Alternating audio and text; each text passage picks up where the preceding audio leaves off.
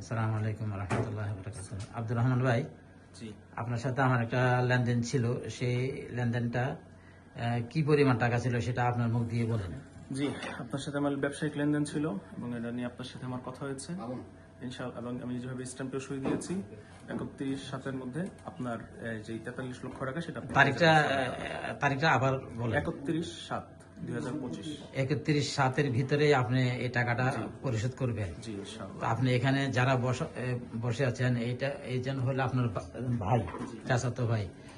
উনি হলেন একজন আইনের লোক, আর ওনারা এখানে সবাই সাক্ষী আছেন। আপনি তাহলে আমার যে 43 লক্ষ টাকা পাওনা, এই তো জি 43 লক্ষ টাকা পাওনা, আপনি আমাকে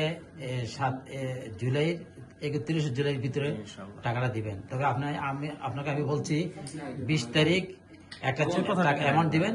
এই কথাটা বাস 31 এটাই থাকবে।